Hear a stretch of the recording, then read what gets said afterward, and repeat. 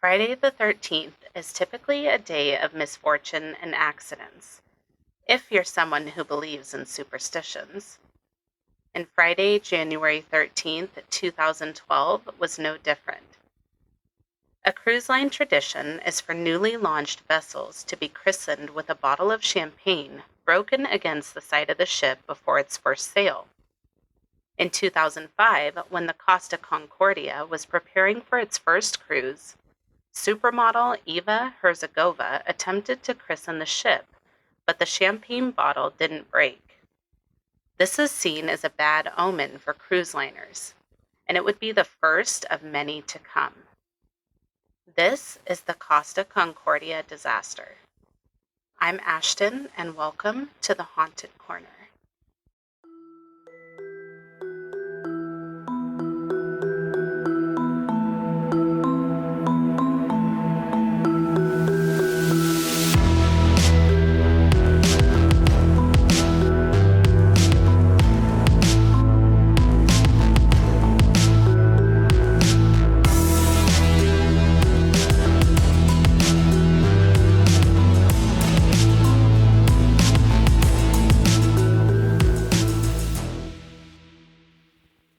Hey everyone, welcome back to the Haunted Corner. I'm glad that you're here.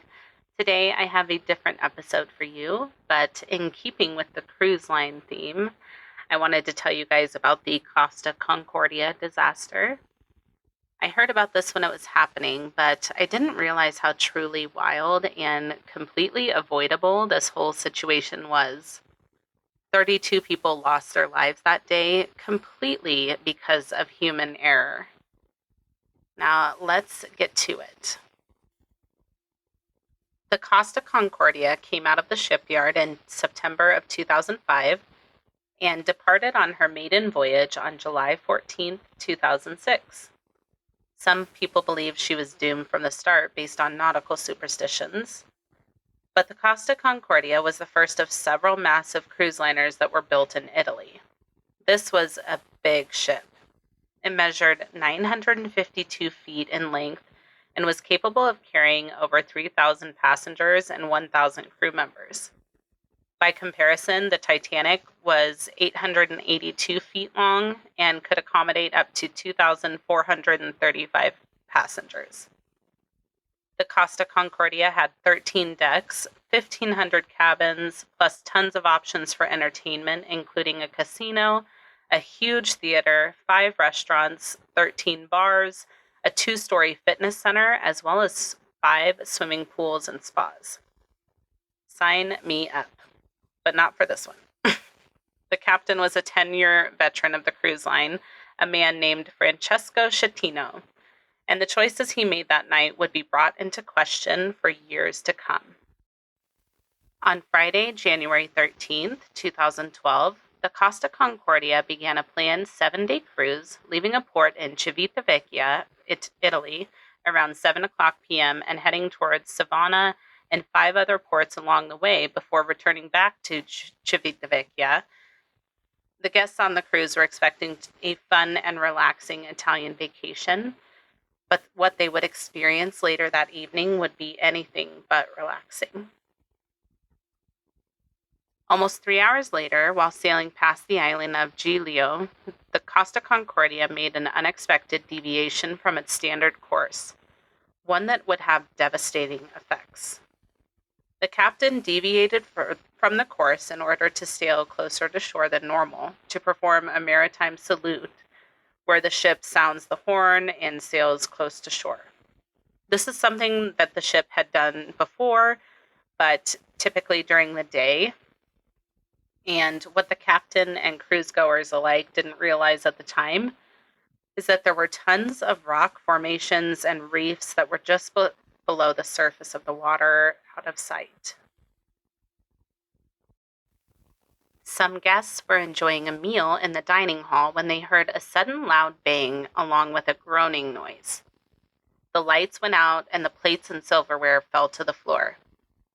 Guests weren't really sure what was happening, but then the voice of a crew member came over the intercom, blaming the noise on an electrical failure. But it was much, much more than that. At 9:45 p.m., the Costa Concordia struck a large rock formation on the port side, tearing a huge 160-foot-long hole in the lower side of the hull. The ship quickly began taking on water, causing it to list to the port side at a 7-degree angle. It's said that the crew members did notice the rock formation before impact. The captain ordered a change of direction, but because of a language barrier, the helmsman steered the ship in the opposite direction. It took 13 seconds to correct this mistake, but it was too late. The damage was done, and the situation was quickly deteriorating. So right after the impact, the power goes out. The ship quickly starts taking on water, and it tilts to the left, to the port side, when you're facing the front of the ship. Because of the wind and the position the rudder was in, the ship began to drift in the opposite direction, almost like a U-turn. This caused the ship to quickly list in the opposite direction, so to the right or the starboard side, causing further confusion and panic amongst guests.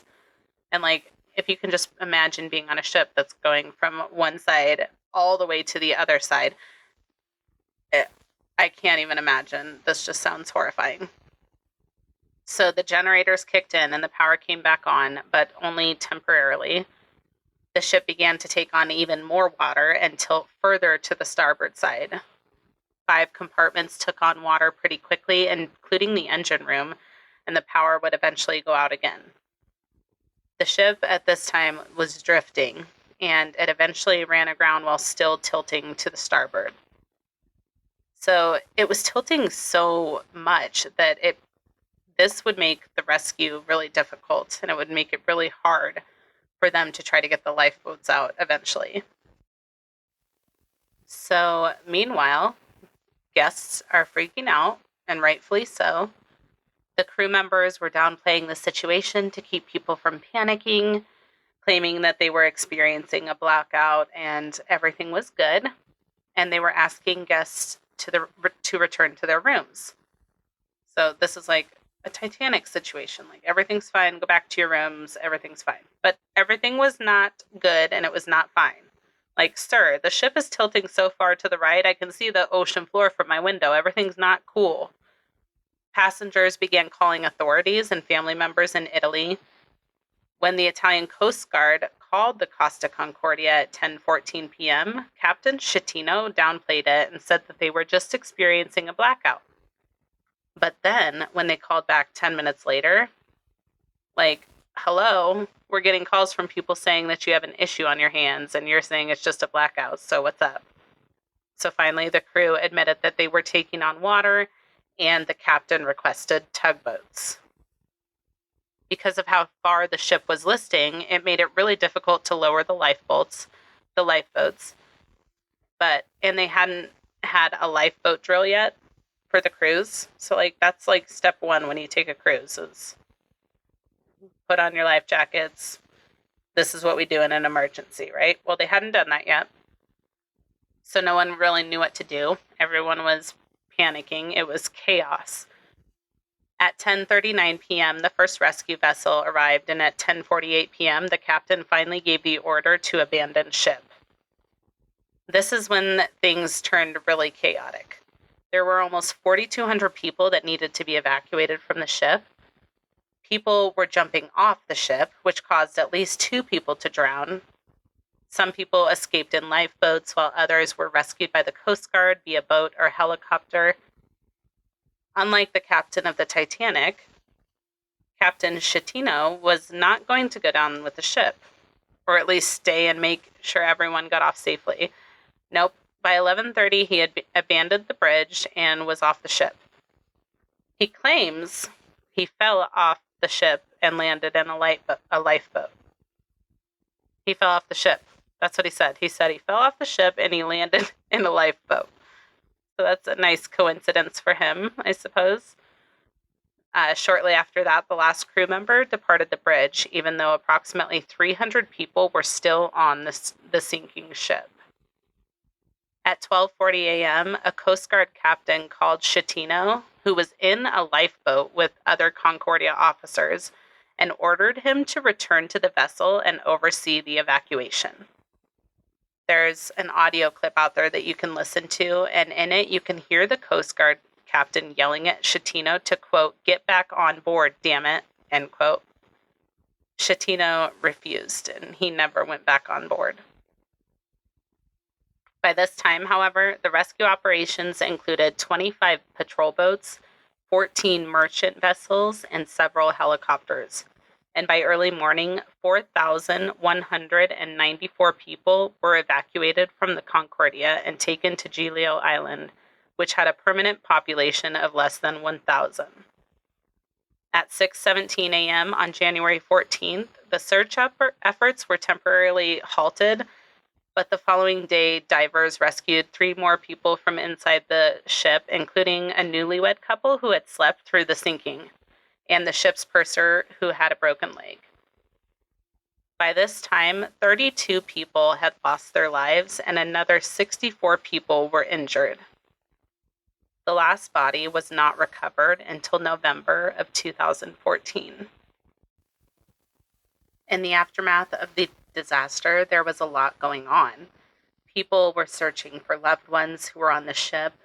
Those who were on the ship were recovering from the physical and emotional toll that this had taken on them.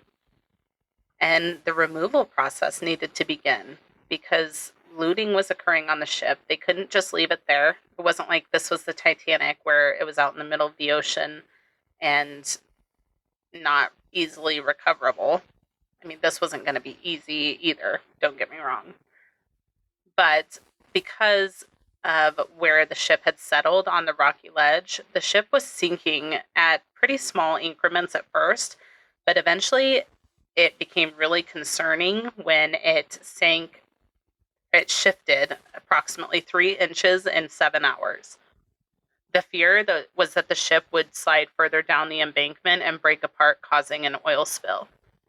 So to prevent this from happening, oil booms were placed around the ship, and in February of 2012, salvage workers began removing the more than 2,000 tons of fuel that were on the ship. This was a daunting task that took more than a month. And once the fuel was removed, the ship could now be removed from the ocean and scrapped. But this is a lot easier said than done. If you thought removing the fuel was tough, this is going to be a lot worse. On February 3rd, Franco Gabrielli, the head of the Civil Protection Authority, told a meeting of residents of Giglio that the ship would be refloated and removed whole and not cut up for scrap on site. The CEO of Costa stated that after the breaches in the hull were sealed, the ship could be refloated by giant inflatable buoys and then towed away. The company then invited 10 firms to bid for the contract to salvage the ship. The contract was awarded to 2 salvage companies, and this would be the largest maritime salvage operation in history. So it was kind of a big deal. It was predicted to take 12 months and cost $300 million. The ship would need to be righted and refloated before being towed back to shore for scrapping. So this was the plan. They were going to secure the hull to the land using steel cables to stop it from falling deeper. They were going to build a horizontal underwater platform below the ship, then attach sponsons to the port side of the hull, bring the hull to vertical by parbuckling the hull onto the platform, then attach the sponsons to the starboard side of the hull, refloat the hull and tanks, and tow the ship to an Italian port. So sounds easy, right? On September 16th, 2013, the parbuckling of the ship began. Once the ship had been rotated slightly past a critical angle of 24 degrees from its resting position, valves on the sponsons were opened to allow seawater to flood into them, and the increasing weight of the water in the sponsons completed the rolling of the ship to the upright position at an accelerated pace. And this allowed them to not need any strand jacks or cables. The ship was returned to a fully upright position in the early hours of September 17, 2013, and ultimately the Costa Concordia was refloated and towed to Genoa in July of 2014. The final cost of the salvage came to be $1.2 billion. Final scrapping of the ship was completed in July of 2017, with 53,000 tons of material having been recycled. The entire ship was recycled. After the ship was refloated and removed, an $85 million project was started for salvage site remediation called WP9. This plan included ocean floor cleaning, anchor block removal, grout bag removal, and platform removal. So everything they did to get the ship out of the ocean, they had to go in and clean up. On January 27, 2012, Costa posted the compensation package offered to uninjured passengers on its website. So this included a payment of €11,000 per person to compensate for all damages. And this included loss of baggage and property, psychological distress, and they also got reimbursement for a ton of other things, including the value of the cruise, all air and bus travel costs included in the cruise package, and all travel expenses to return home, as well as medical expenses arriving from the event, and for all of the expenses incurred on board during the cruise.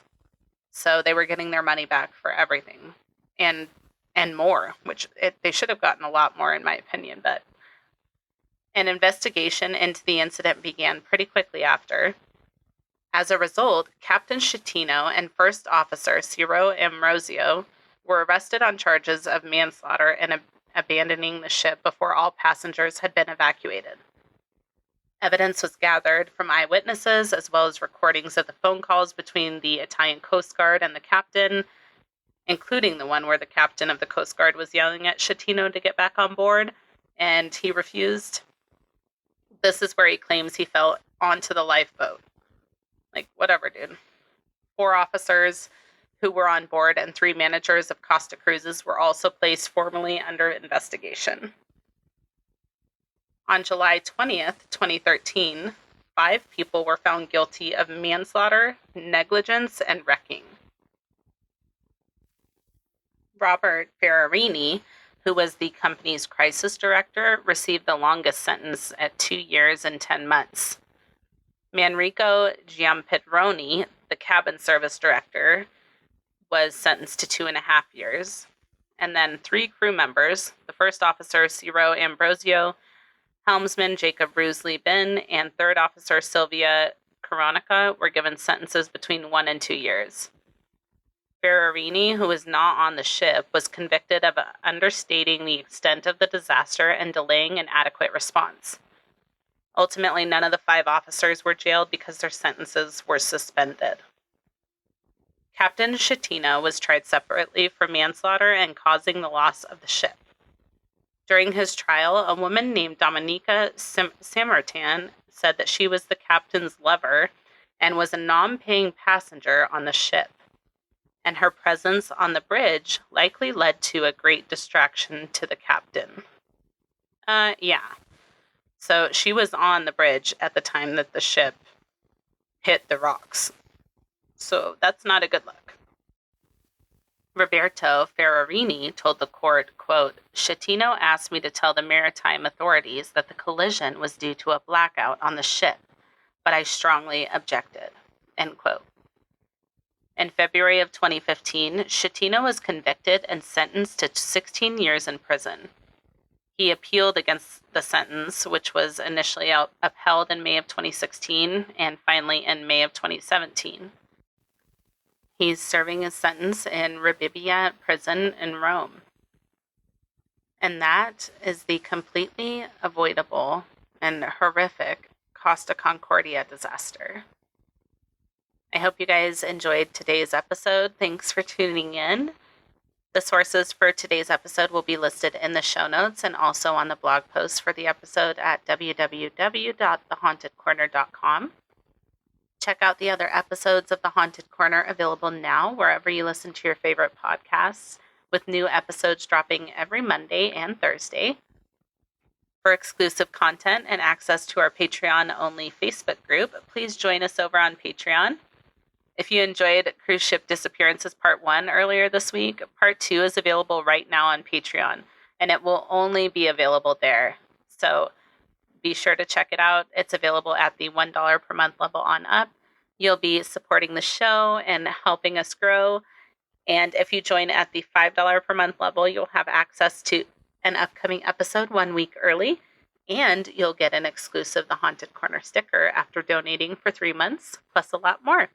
So head over to patreon.com/The Haunted Corner and check it out. Follow us on social media at The Haunted Corner on Instagram, Facebook, YouTube, and TikTok. If you're enjoying the podcast, please be sure to tell a friend. If you have a case suggestion or a correction to share, please send it to thehauntedcorner@gmail.com or submit it through the website. Until next time, please be kind and take care of yourselves, and we will see you next week. Bye.